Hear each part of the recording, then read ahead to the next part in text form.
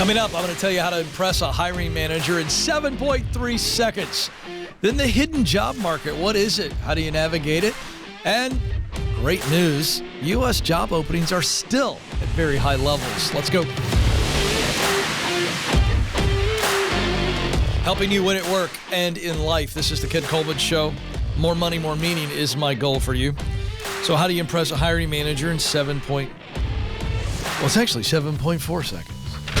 7.3, 7.4, who knows? I don't know what's going on. Well, this is data that's widely available, and I honestly think that the number is probably less than that.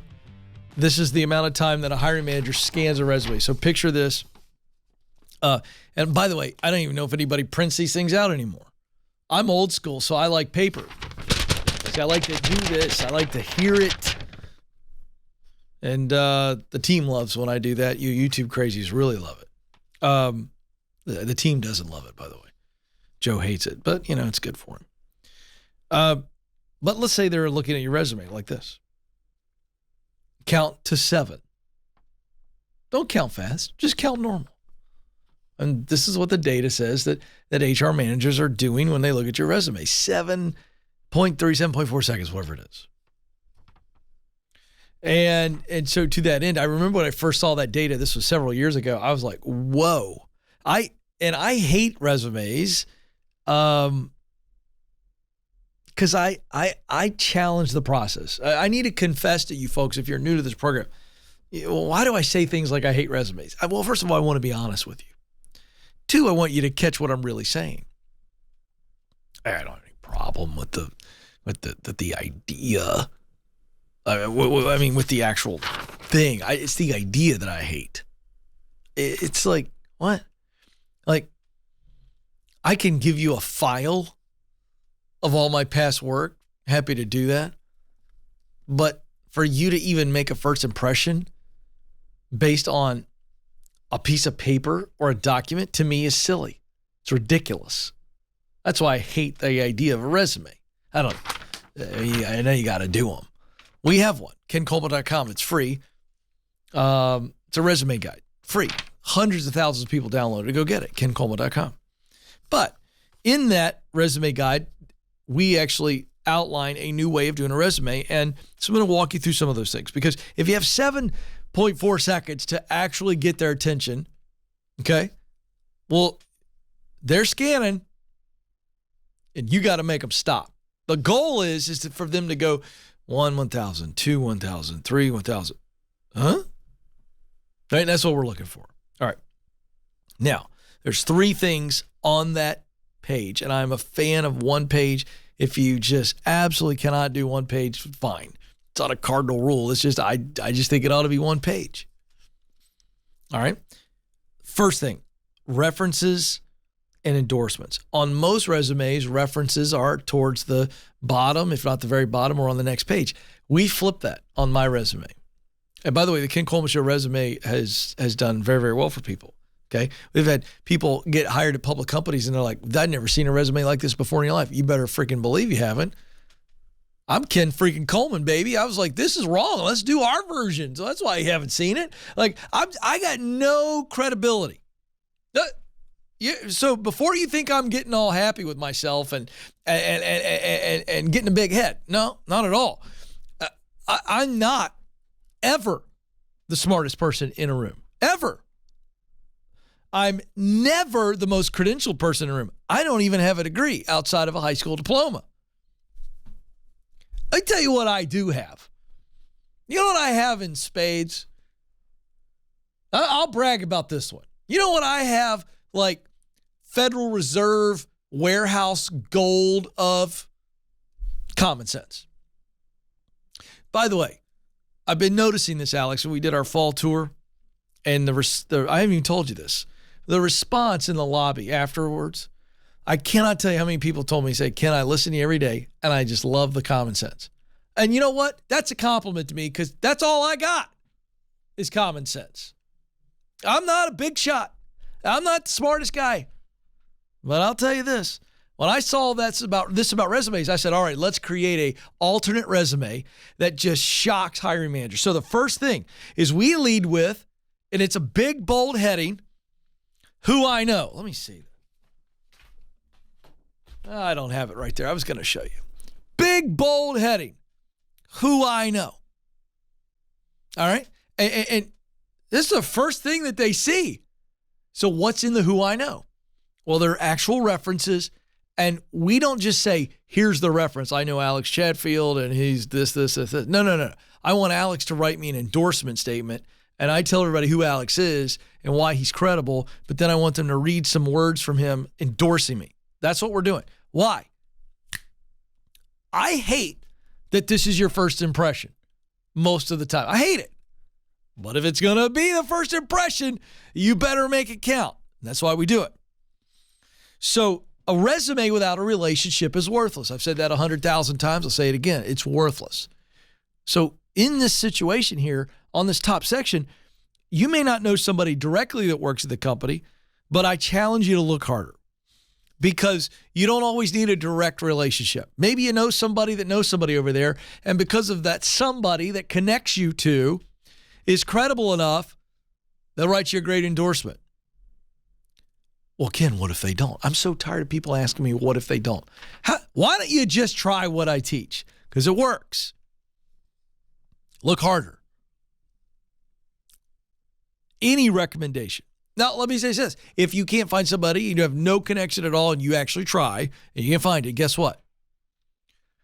Somebody who is a reputable person in the industry, if they've got a legit title, they work at a legit company, and let's say they're in the engineering field and they give you an endorsement, well, that again is a first impression. Use that. Again, all of this is available to you in the resume guide, kencoleman.com. Second thing is you want to lead with, the second thing you lead with is why you want to be there. These are the headings on the resume. Why you want to be there? Why is that next? Well, first I want to tell them who I know, because it's not what you know many times, it's who you know. You know this. But now I want to tell them why I want to be here. Boy, you want to talk about a first impression. Boom. Hit them with your knowledge of the industry or the company, your enthusiasm of the product or service, or the results of the company. Draw a connection to what they do and what you value. Boom. You want to talk about a first impression, that'll do it. Third, how you can add value. Could you imagine?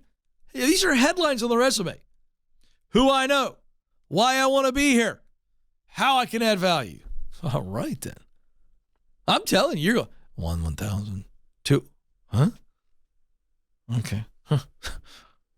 Never seen that before. By the way, this is a dramatization of what it's going to look like. Why you want to be here? Okay. Oh.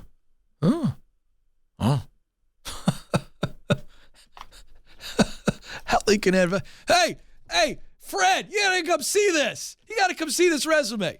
Now, that's what's going to happen. By the way, it's the first time I've ever done a live dramatization. But I really do believe, I'm having a little bit of fun with it, but I do believe that's what happens. I mean, if they see those headings and you have good information underneath, I'm telling you what happens. What is this designed to do? To get them to stop. And if you're getting ignored, you're probably getting overlooked.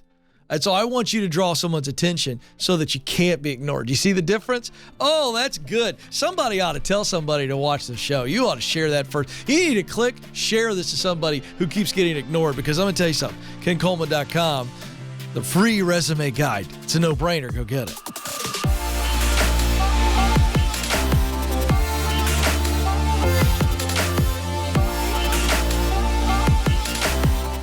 Did you know that just like a product, you have a personal brand? It's the image or impression others form about you based on your interactions. And whether we realize it or not, our personal brand impacts opportunities to grow in our careers. That's why our team created the Personal Brand Survey. It's free, and it will give you personal and professional feedback so you can own your strengths and uncover any blind spots holding you back. To get started, go to kencoleman.com/brand.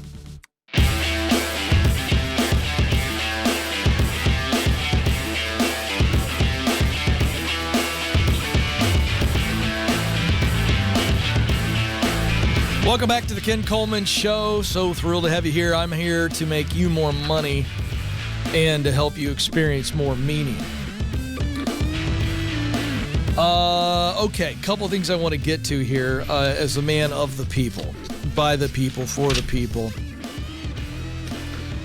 First is I want to cover the jobs thing, then I want to get to the hidden job market. Okay, that's what we're doing. Okay. Hi, how you doing? Good to see you. This is still more good news, and I want to counterbalance a lot of the sky is falling crap that you folks have to deal with every day. From the job report. This is fascinating. The October job report. U.S. job openings dropped in October, but still remain high. You're not kidding.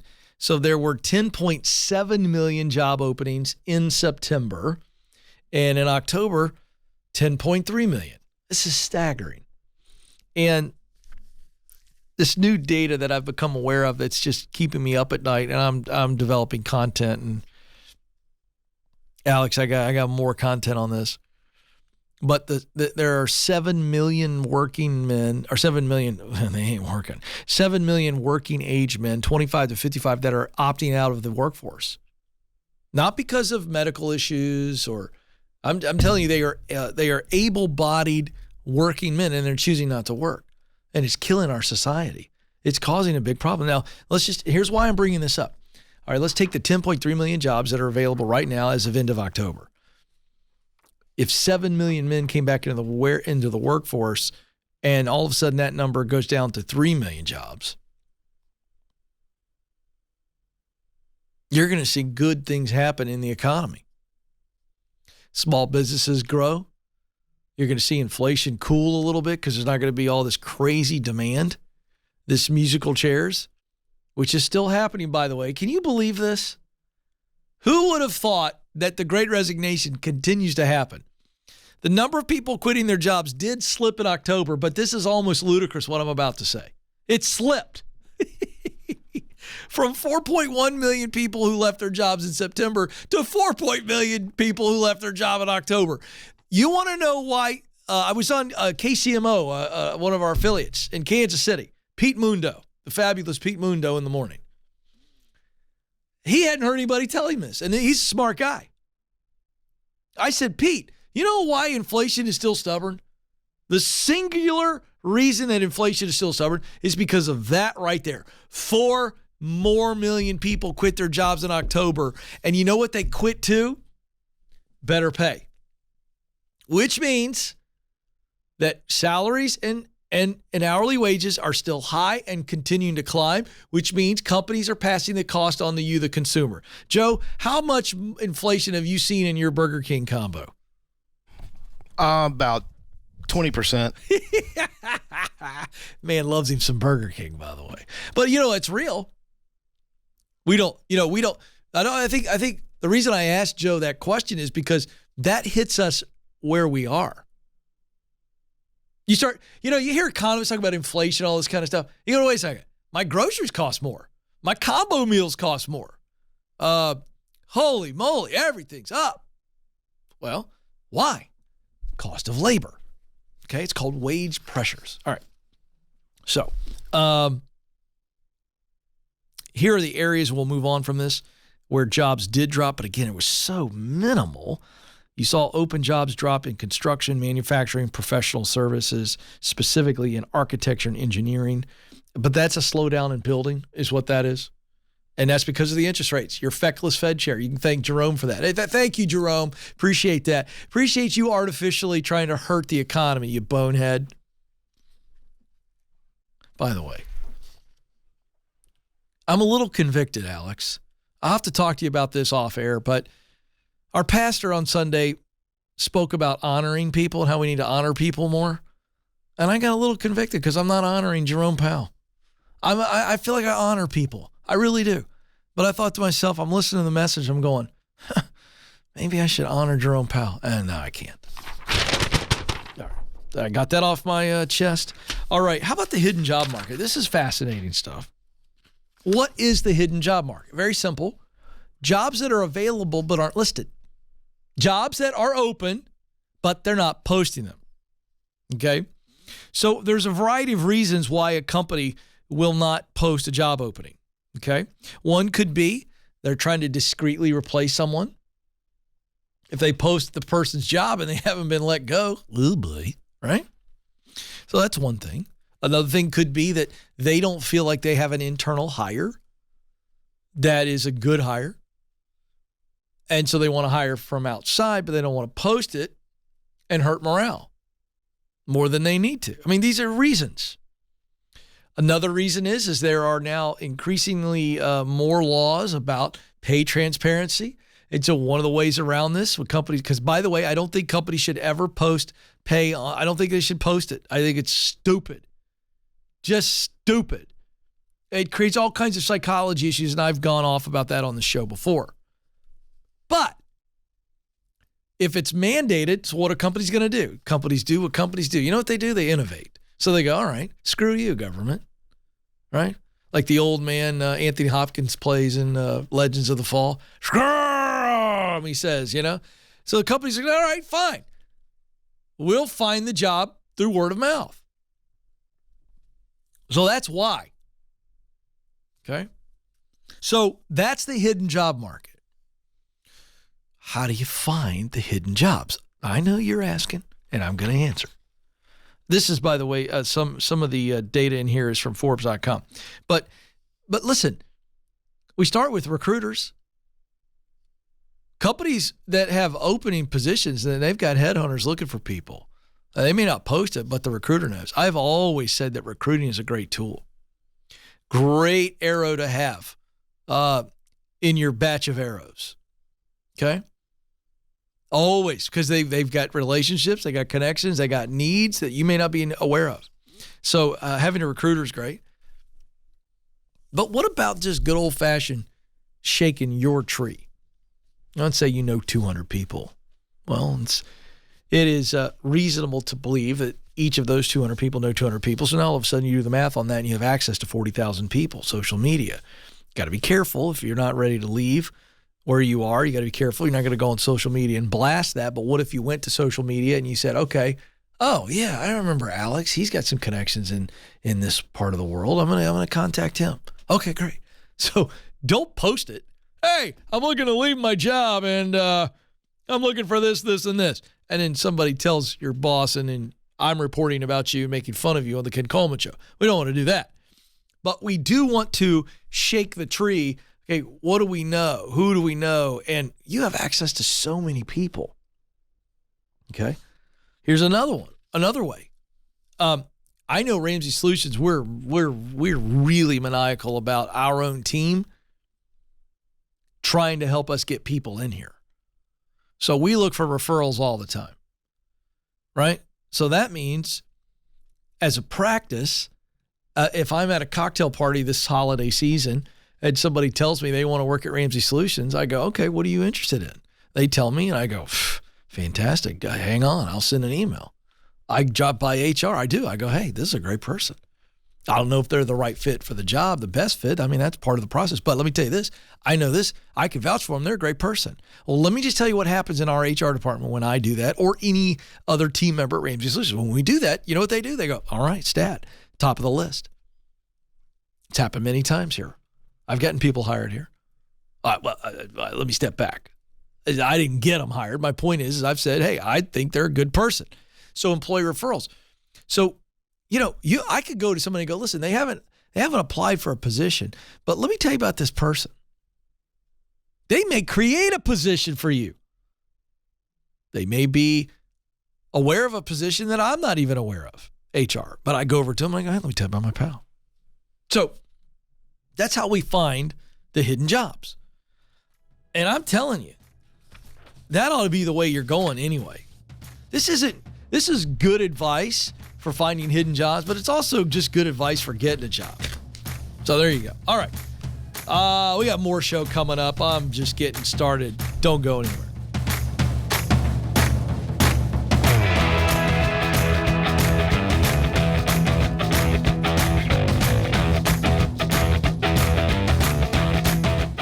So you just landed the new job. Congratulations. You've made it past the interviews and now it's time to onboard with excellence. That's why I created How to Stand Out at Your New Job. This free checklist will help you succeed from day one and may even help you get promoted. These practical steps set you up to add value, help your team win, exceed your leaders' expectations, and ultimately set you up for a successful transition. To get started, just go to kencoleman.com/new.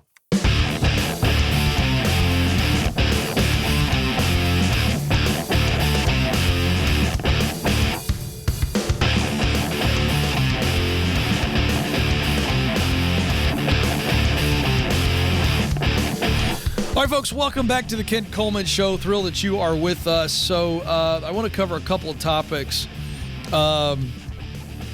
in this segment. First is the Boomerang CEO, and then what do studies show about having a sense of purpose? You hear me talk about purpose and meaning all the time at work, but what are the life effects, specifically health?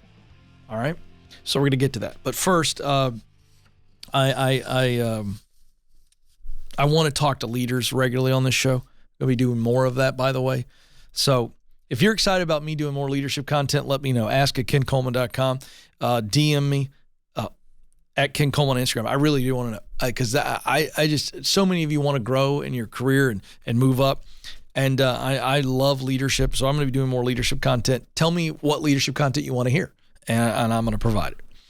All right, so quick leadership story. Bob Iger, longtime CEO of Disney, was there for 15 years, stepped down in 2020, and then was the company's executive chairman until last year. Then he retired.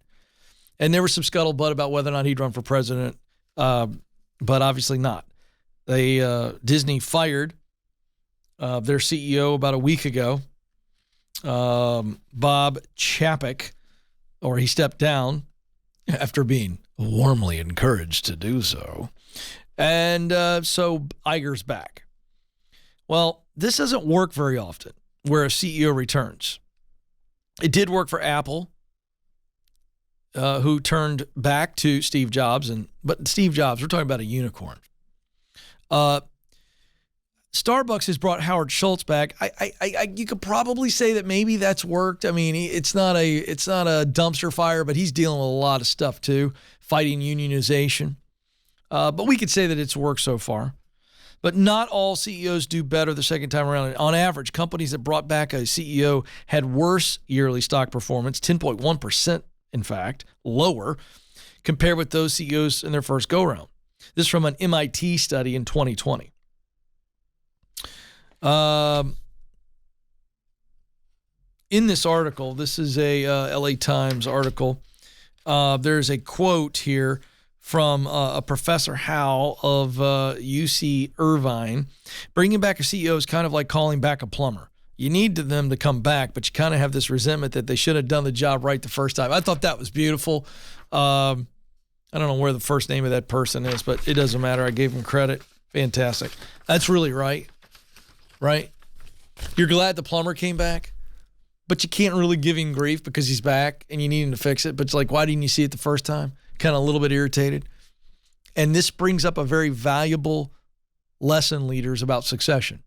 I don't believe that you can say, when your tenure is done, I don't think you can go, I was a success, if your successor is not successful. Bob Iger, with all of the good things he did at Disney, you know what Bob Iger didn't succeed at? Succession. He was chairman of the board for a couple of years. This was his hand-picked guy. I got news for you, leader. You are not truly successful without a successor.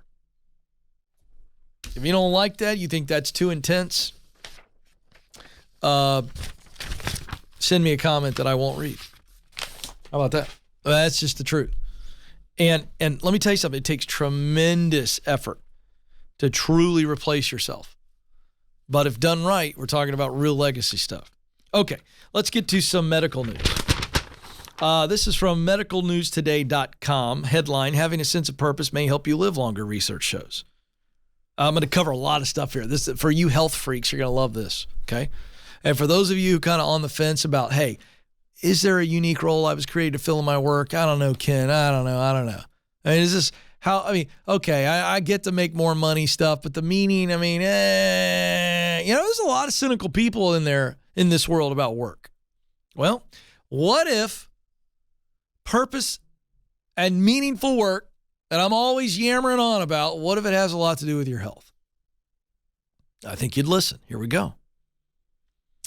A sense of purpose can drive healthy behavior and make a person more resilient to stress. No question about it. This is true for older adults across race, ethnicity, and gender. there's a link between a strong sense of purpose and longevity. And it is more significant for women, slightly more. Ladies, Ladies, you want to live longer than that husband of yours for a little peace and quiet for a few years? Well, he's just knocking out the dead-end job. You go get yourself some purpose. According to results, having a purpose lowers the risk of all causes of mortality. That's regardless of gender, race, or ethnicity. The analysis revealed that those with the strongest sense of purpose lowered their risk of death by 15.2% compared to people with the least sense of purpose. Hey, that's significant. Wait a second. Wait. Don't I regularly say that you were created to work? Oh, yeah, you're right. I do. Okay. Right here. Thank you, Nathan. That was an extra paper crinkling and thus needed the graphic. Researchers found that women lowered the risk of all-cause mortality by 34% compared to men, whose risk was reduced by 20%. So the findings are showing that, hey, ladies, this is big for you.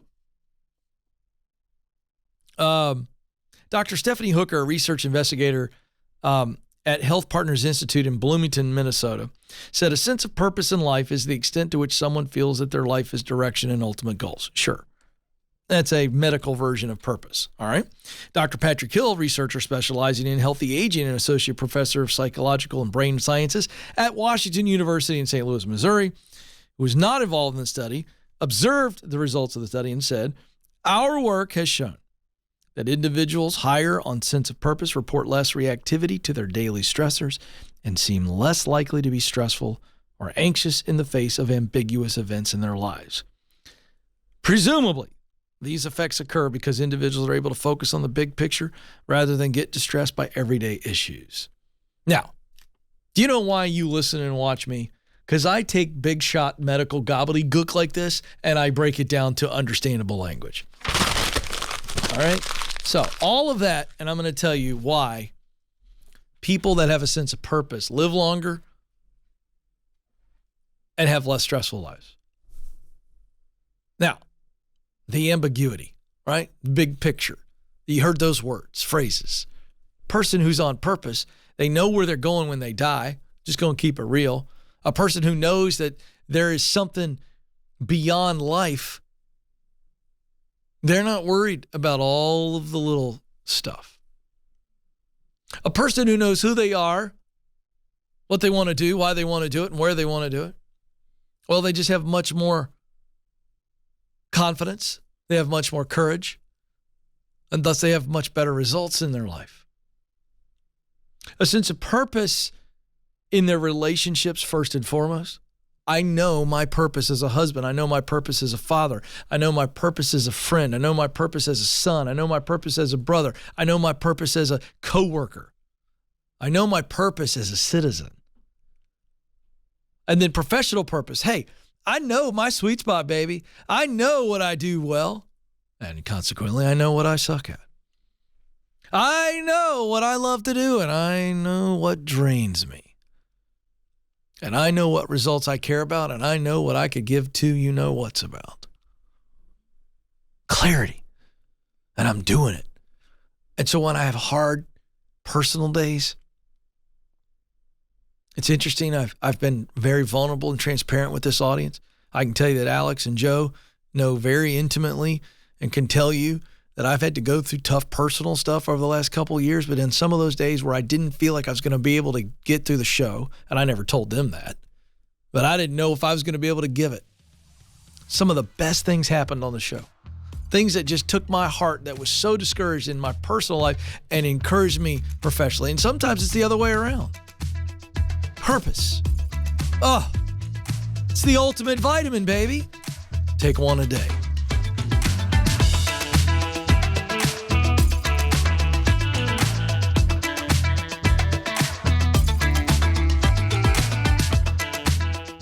You were created to fill a unique role through your work, but it can feel overwhelming to figure out what that is. That's why I created the Get Clear Career Assessment. In just 15 minutes, you'll get customized results that clarify what you do best, the work you love to do, and the results that motivate you. All this helps you discover what you were born to do. And you'll get a list of professional possibilities to help you in your job search. To get started, go to kencoleman.com/assessment.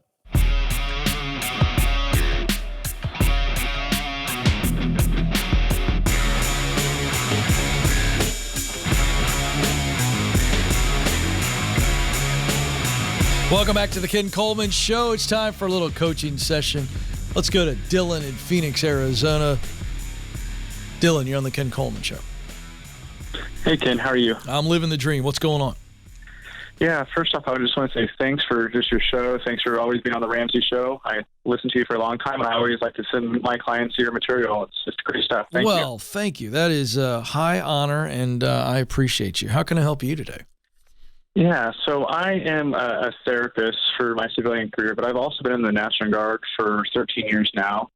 So I'm kind of at a crossroads. I've been a therapist for 4 years now. I love the job, love helping people, but I'm starting to get a little burned out. And I've been considering over the last 2 to 3 years to go back and get my doctorate in psychology to be a licensed psychologist. It's a 4-year program altogether, including an internship. Thankfully, the military will pay for the last 3 years. They have like the health professional scholarship program, but I would have to cover that first year. So I'm just trying to decide if like the return of investment would be just worth it with the time and the money invested into the program. Yeah. What will that degree allow you to do that you can't do now? Really do more reporting, psychological evaluations for different groups of people, doing like, evaluations for folks on the spectrum, or just working with first responders and doing things like that, fit for duty evaluations that I can't do now as a therapist. Yeah. So I'm hearing you say, Ken, it's going to expand my ability to make a difference, and I really want to be in those spots. Mm-hmm. Yeah, and it'll right? be a mix. Definitely, and I won't be doing therapy 24/7. It'll be a mix of both. All right. And so now that leads me to, what's the cause of your burnout? Is it you overwhelmed, too much work? Oh, no. I work about 25 hours a week, see about 25, maybe 30 tops a week, so nothing too exhausting. I have my weekends off sometimes. So what's the cause? Just, I think just the vicarious trauma. I do a lot of trauma processing, hear a lot of stories, things like that. I invest a lot into my clients, and so just seeing 25 clients a week, really taking the time to prepare for sessions. And so it is, like that. So it is overworked. It's just not the traditional definition of overworked. See, I asked you if you were overworked. You go, oh, no, I'm only working 20 hours a week. And then when I asked you to define what was really going on, you are overworked. A human being can only take so much of that heavy level trauma. Even though it didn't happen to you, you are taking that on and trying to process that. And this stuff is pretty intense, yes? Yeah. Okay, but there's only so much of that you can do. Mm-hmm. Your body's telling you. Yeah. Am I right? So, definitely. And that's why I get into the evaluation report writing. I can spend more time doing that. And still make an income. Another part that I forgot to mention is the military. So with my job currently, I can only get promoted one more time until I'm capped at my current job. So I would have to get a completely new job in the military. But if I were able to become a licensed psychologist, I could become an officer and have a lot more promotion potential within the military as well. So again, another reason to kind of pursue that option as well. You sold me earlier in the call. I think this is once you told me. Yeah. So no brainer. Yes, you need to do this. I think this is a good move. Now you just got to scrape the money together. I don't want you to go into debt for it. It's not worth that. But if you can make some sacrifices, I would pay the first year and let the military pick up the rest of it. But I think it's an absolute no brainer for you. So even at 31, graduating at 35, 4 years in school. Yeah. It's what you want to do. Okay. Am I right? Oh, definitely. Yeah. Forget the 4 years for a second. There you went and did it. It's a long time. It took me 7.5 years to get to Ramsey, and then I had to pay my dues for 3 more years. Wow. Oh, yeah. Don't tell me it's going to take a long time. I had to start doing frickin' high school football play-by-play on the internet. Nobody was listening but me and my wife. Mm-hmm. You understand? Oh, yeah. I understand it's going to take 4 years. But we got to forget, you're focusing on the wrong thing. No more focusing on 4 years. Focus on what life is going to look like, what work is going to be, what results you're going to deliver 4 years from now. See the difference? Mm-hmm. So with my loss in income going to part-time, because I'll also be working about 10 to 15 hours a week, I'll get a stipend from the military. It won't be what I make now, so I'll probably go down 25, 40% of my income for 3 Can to you 4 do years. that? Can you do that? I can survive on that, but just with the 15% investing, I'm baby step 6 right now. So All right, pause. If you have to pause the investing for 1 or 2 years to figure it out until you get into a rhythm, do that. Don't quit altogether, but pause until you figure out this new rhythm. You still got to do this. You know it, and I know it.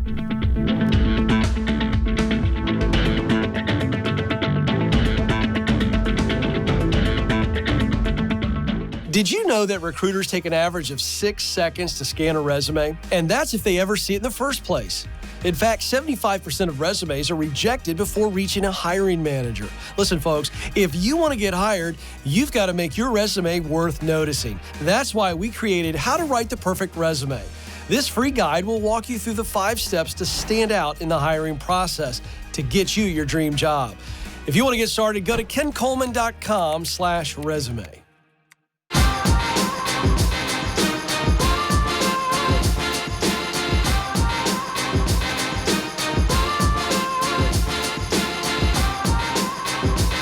Welcome back to the Ken Coleman Show. Hey, if you're enjoying the program, would you do me a huge favor? You're the number one marketing strategy in the world.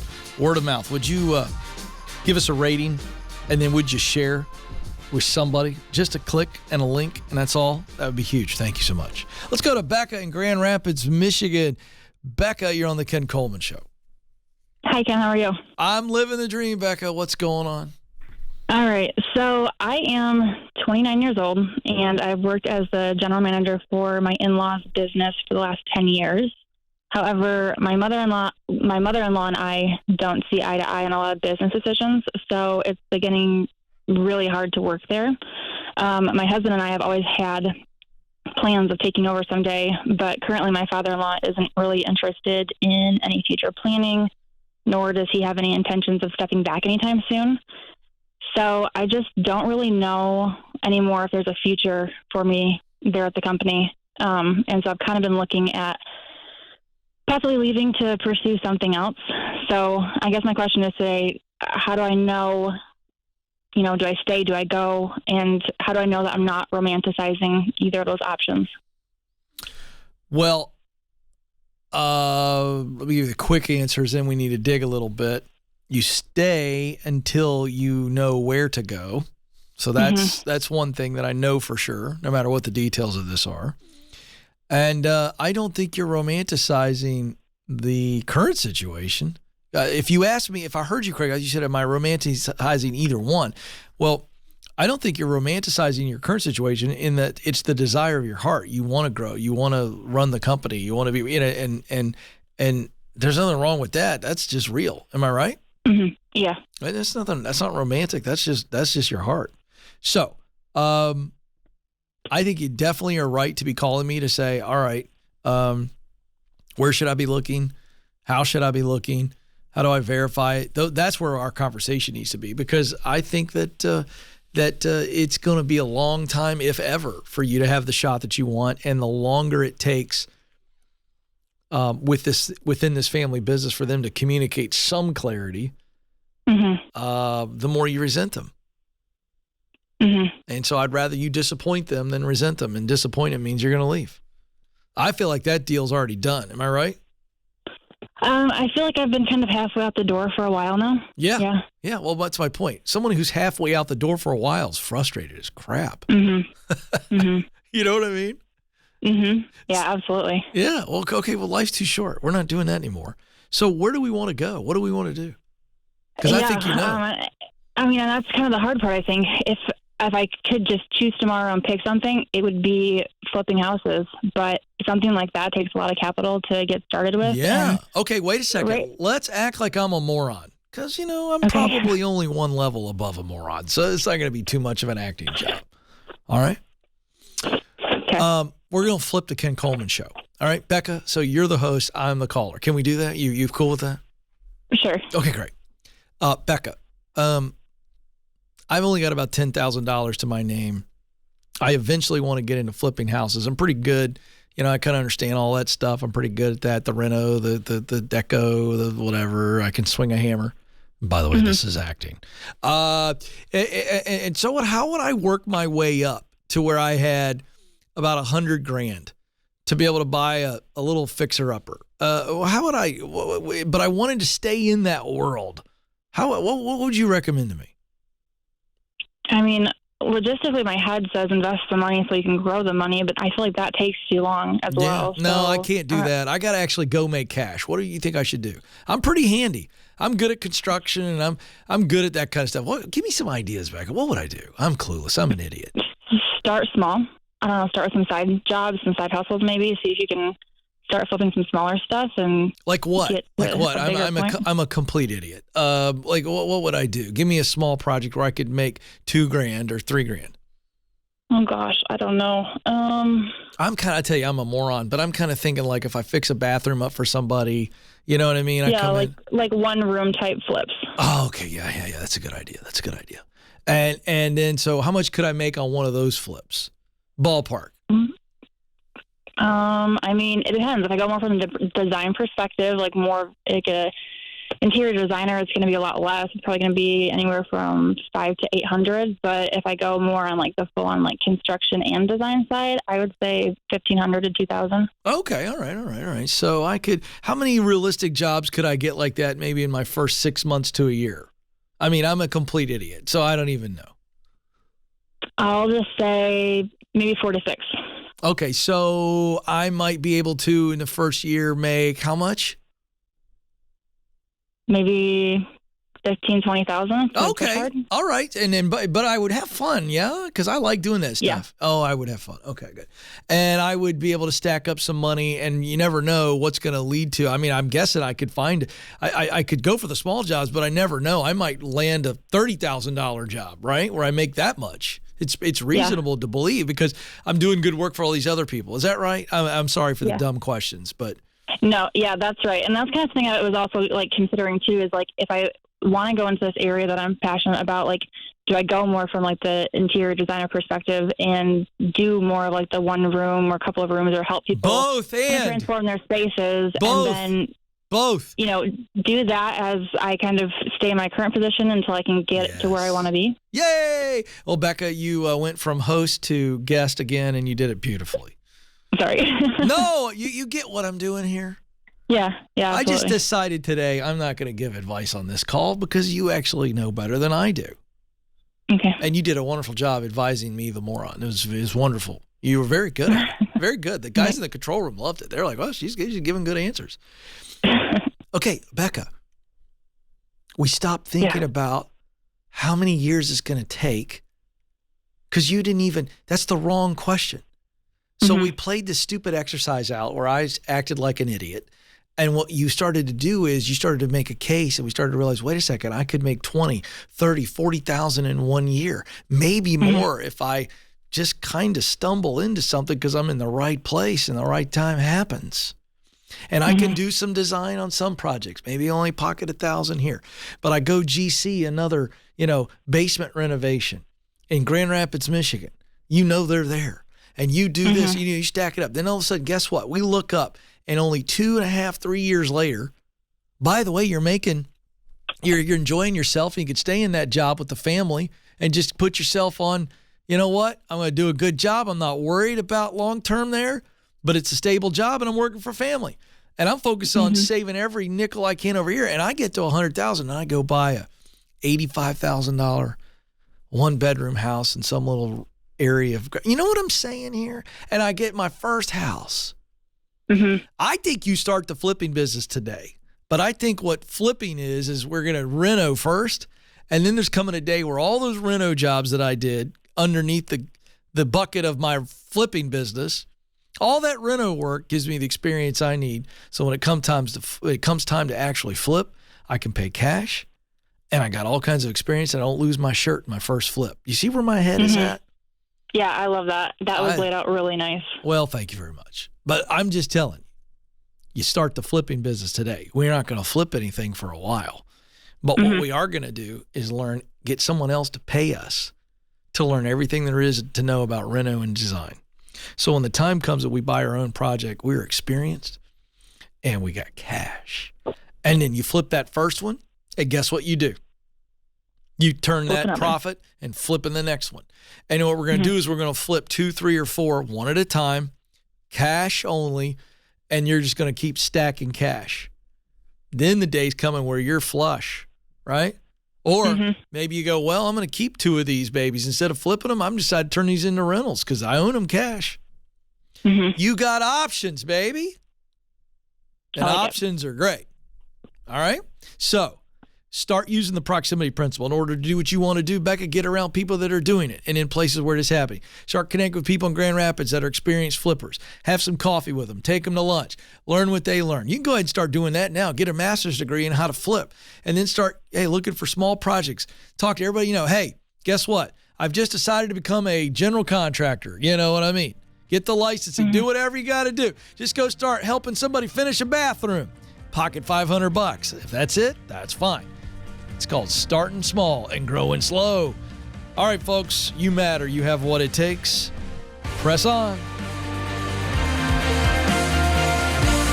Thanks for listening to The Ken Coleman Show.